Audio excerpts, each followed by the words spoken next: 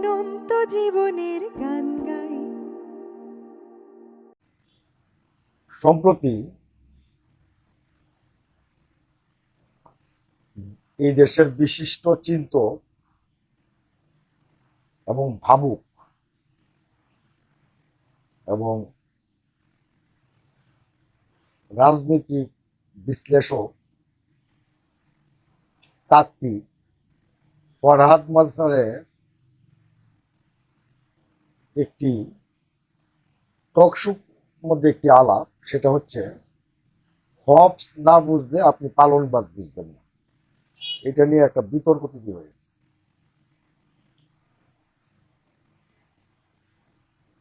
এটা নিয়ে আমি একটু কথা আসলে বলতে চাই।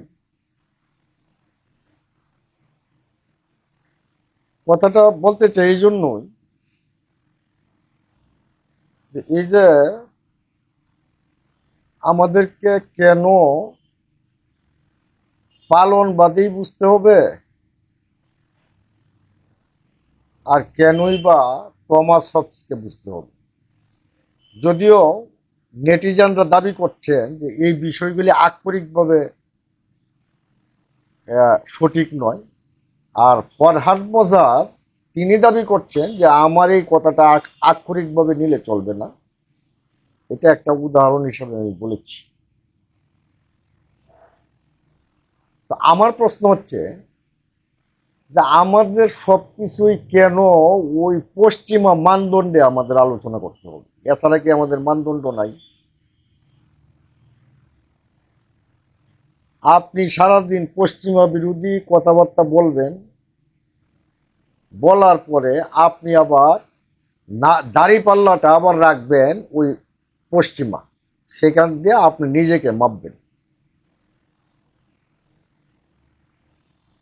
এটা আমার কাছে একটু আপত্তিকর লাগে, বা আমি এইভাবে আসলে চিন্তা করি না। দেখেন, এই বাংলার ইতিহাস তো আর 100 বছর, 200 বছর, 300 বছরের ইতিহাস না।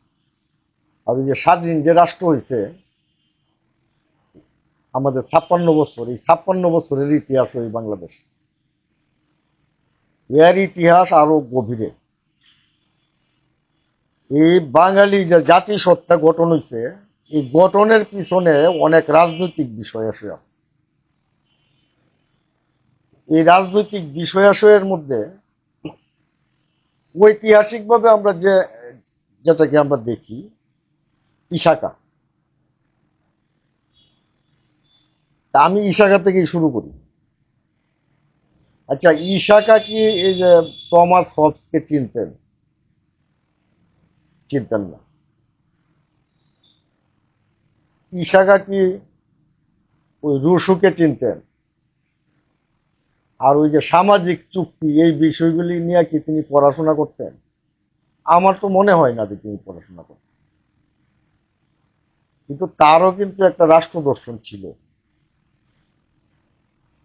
আপনি দেখেন, তার প্রধানতম রাষ্ট্র দর্শন যেটা ছিল যে এই বাংলা ভূখণ্ডকে দিল্লির আগ্রাসন থেকে রক্ষা করতে হবে, এবং দিল্লির আগ্রাসনকে তিনি শত্রু মনে করতেন। এই জন্য তিনি মুঘলদের বিরুদ্ধে লড়েছিলেন।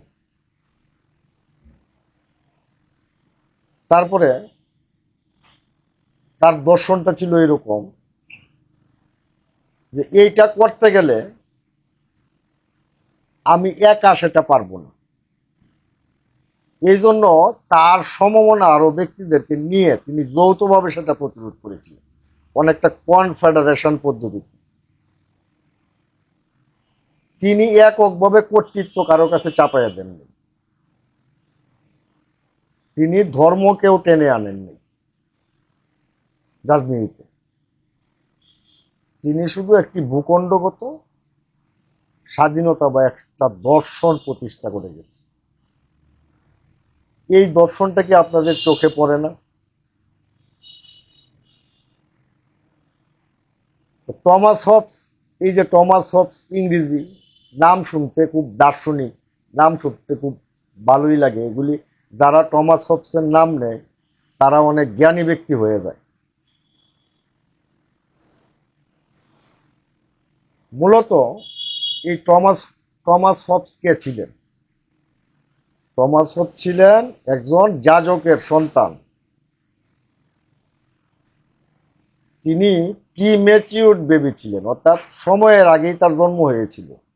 এমন একটা পরিস্থিতিতে তার জন্ম হয়েছিল, সময়ের আগেই তার মা তাকে জন্ম দিয়েছিলেন। তিনি অত্যন্ত মেধাবী একজন ব্যক্তি ছিলেন।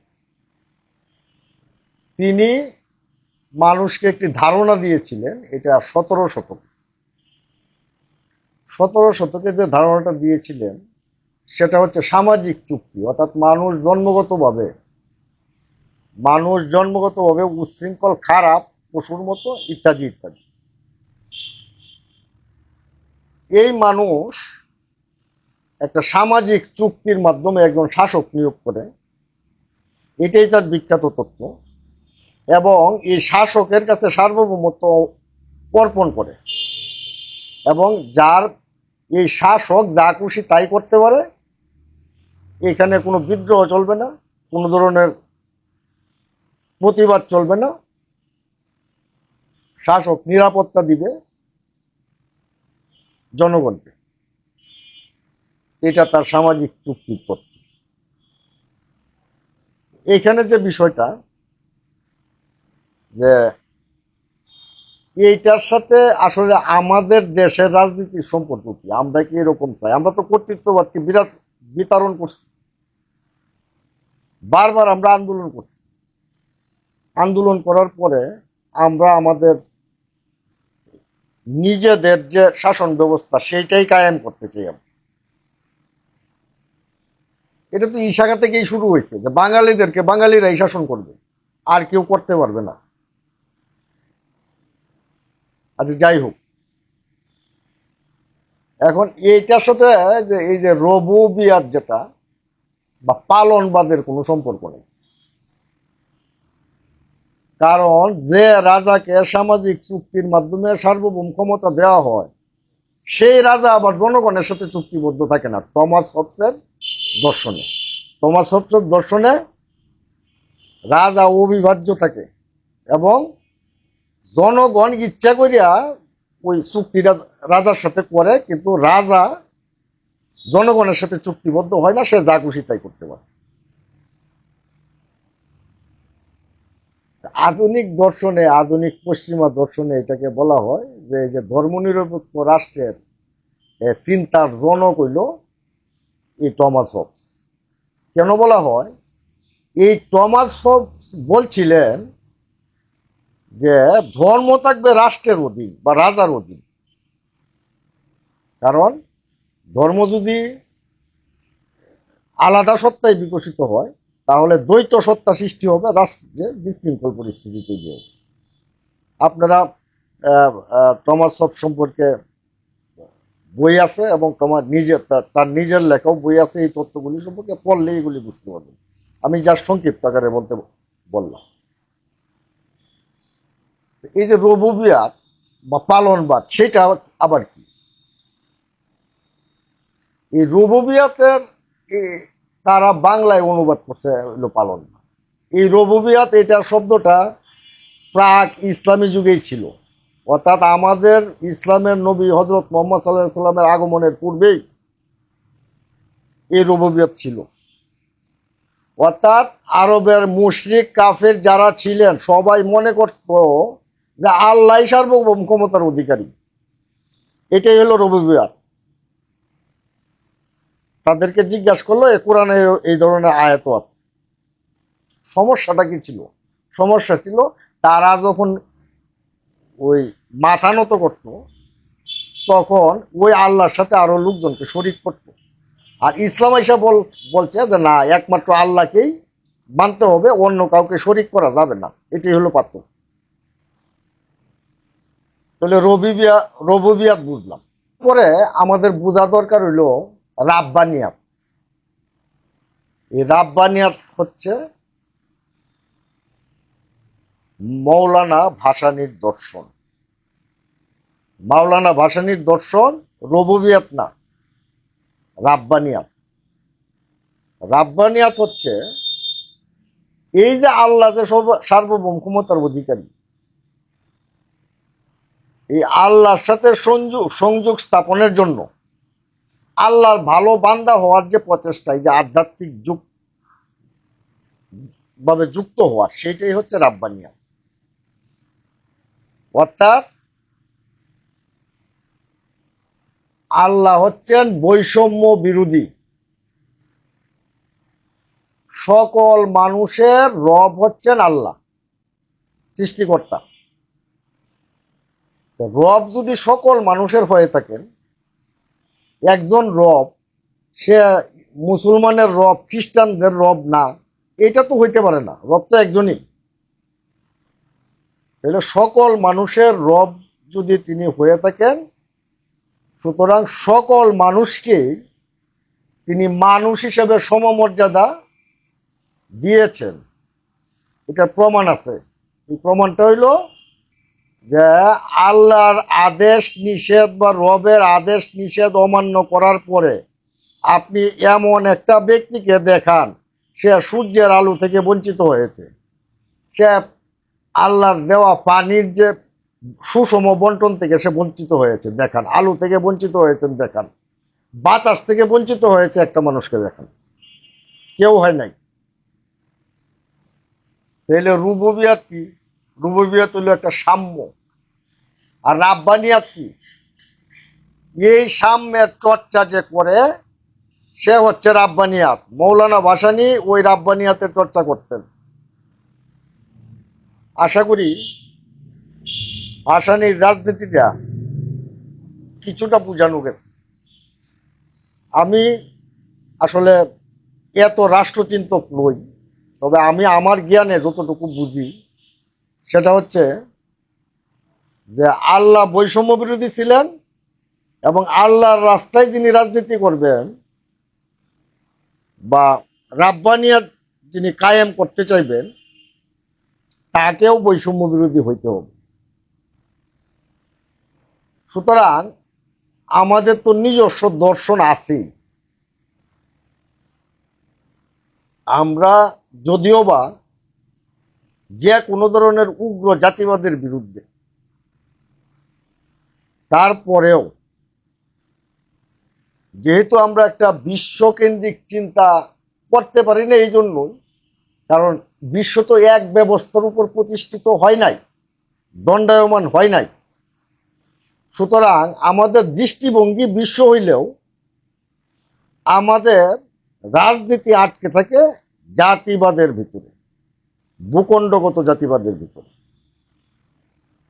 এই সিস্টেমের মধ্যে আমরা পড়ে গেছি। সুতরাং এই সিস্টেমের ভিতর থেকেই আমাদের চিন্তা করতে হবে।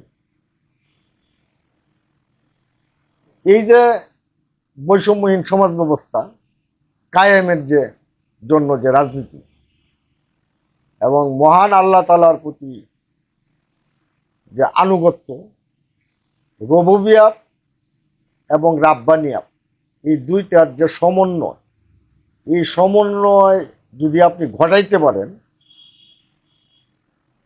তাহলে অবশ্যই আমাদের এই দর্শনটা সামনের দিকে অগ্রসর হইতে হবে। সেই সাথে আপনাকে নিতে হবে ঈশাকার দর্শন।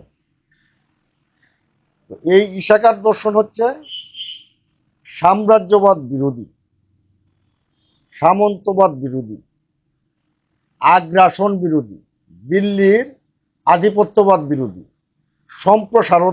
সম্প্রসারণবাদ বিরোধী, সাম্প্রদায়িকতা বিরোধী, কনফেডারেশন মানে যৌথভাবে শাসন কার্য পরিচালনার পদ্ধতি। আপনি দেখেন এই ঈশাকার আমলে সেখানে যার যার স্বায়ত্ত শাসন ছিল, কিন্তু দিল্লির আধিপত্যের প্রশ্নে, এই যে মুঘলদের বিরুদ্ধে, এই প্রশ্নে তারা এক ছিল। সুতরাং এইটাই আমাদের দর্শন। এই দর্শন আমাদের পশ্চিম থেকে আমদানি করে আনতে হবে না। এই জন্য জন লোকের দরকার নাই, টমাস হবসের দরকার নাই, অথবা অন্য কারোরই দর্শন দরকার নাই। আমাদের দর্শন দিয়েই আমরা আমাদের রাষ্ট্র ব্যবস্থা, সমাজ ব্যবস্থা আমরা পরিচালনা করতে পারি। এবং যদি সেটা পারি, এরাই তো মডেল হিসেবে আমাদেরটা নিবে, আমরা তাদেরটা মডেল হিসেবে আনতে হবে এমন কোনো বিষয় না। কারণ এমন তো নয় যে তারা বিশাল সভ্য ছিল আমাদের চেয়ে এক সময়। সভ্যতা জায়গায় জায়গায় হয়েছে, আমাদের এখানেও হয়েছে, এবং প্রত্যেকের যে চিন্তা এবং চৈতন্য, সেই চৈতন্যগুলি আলাদা আলাদাভাবে প্রত্যেক জায়গায় দেশ কাল পাত্র ভেদে বিকশিত হয়েছে। সুতরাং আমাদেরকে আমাদের মতো করেই ভাবতে হবে। আমাদের এই যে টমাস হবস এগুলি নিয়ে ভাবার কিছু নাই। আমি যাই হোক, এই কার্তিক গুরু ফরহাদ মজারের একটি কথার উপর ভিত্তি করে নেটিজেনদের মধ্যে যে একটা বিতর্ক তৈরি হয়েছে, তিনি আবার শুনেছি যে ওই যে আগের যে সরকার ছিলেন, অন্তর্বর্তীকালীন সরকারের দু একজন উপদেষ্টা যেমন মাহফুজ আলম, তাদেরকে নিয়েও তিনি মন্তব্য করতে গিয়ে এই বিষয়গুলি সামনে এনেছেন। আমি ফরহাদ মজারকে বলবো যে আপনার ওইভাবে এত কঠিন করিয়া কঠিন ভাষায় যদি আপনি জনগণকে বুঝাইতে যান, তাহলে জনগণ বুঝবে না। এই কঠিন ভাষার কারণেই আজকে এই দেশের বড় বড় বুদ্ধিজীবী এবং তাত্ত্বিকদের কথা মানুষ বুঝে না। এই কঠিনতার কারণেই অনেক বড় বড় কবিকে মানুষ বুঝে না, প্রাবন্ধিককে মানুষ চিন্তাই করে না। আপনারা পুরস্কার পাইতে পারেন, দেশের রাষ্ট্রীয় পুরস্কার, পদক, অনেক কিছু তৈরি হইতে পারে, কিন্তু ওই যে কঠিন কথা যে সহজভাবে না বলতে পারাটা, এই কঠিন কথা সহজ ভাবে যে পর্যন্ত আমরা না বলতে পারবো, সেই পর্যন্ত আসলে আমাদের জনগণকে আমরা সচেতন বা জাগ্রত কোনোটাই করতে পারবো না।